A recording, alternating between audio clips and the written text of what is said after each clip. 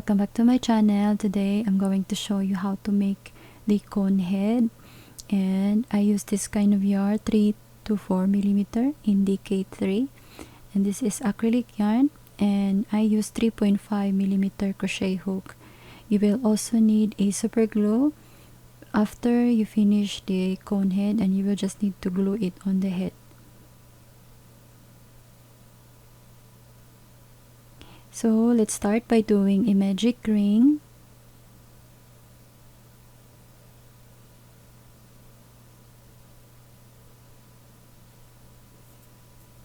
Chain. Do a 6 single crochet inside the ring.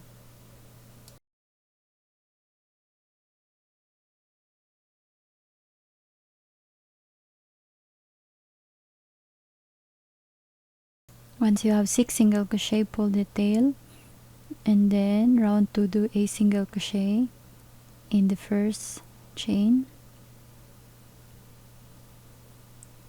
and then increase in the next, or put 2 stitches in the same chain.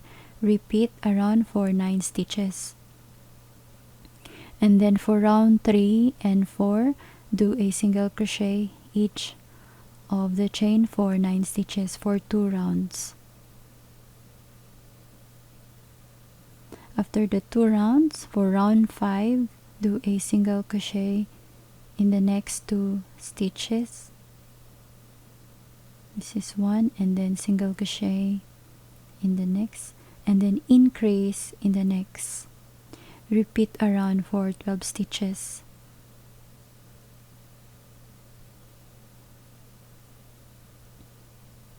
Then for round 6 and round 7, do a single crochet each for 12 stitches for 2 rounds.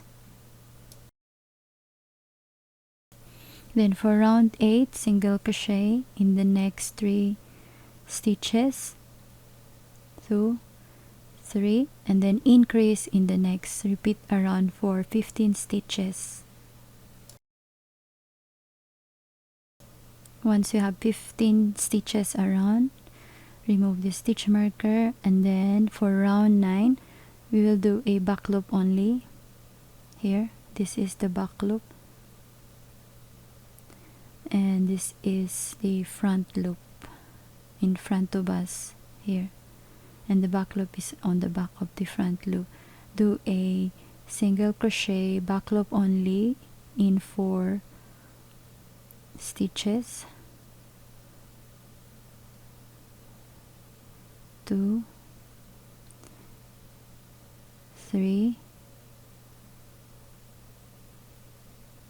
4, and then increase in the next, increase back loop only,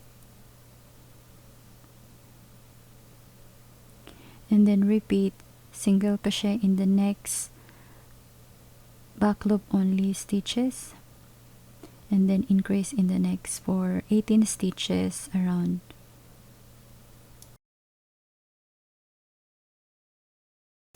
For round 10, double crochet in the first chain,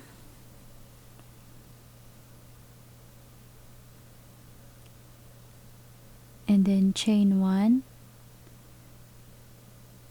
then do half double crochet in this chain right here on this back bump of this chain here, this one, half double crochet, and then single crochet in the next 3 chains. This here, 1,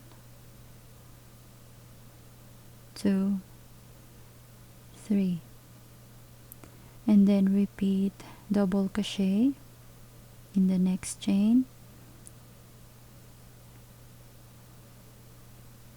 and then chain 1, then half double crochet in this, again in this loop right here in the middle here,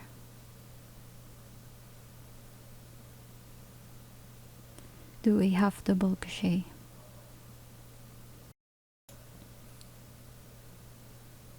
And then single crochet in the next 3 chains. 3, then repeat double crochet, chain 1, half double crochet, then single crochet in the next 4 chains.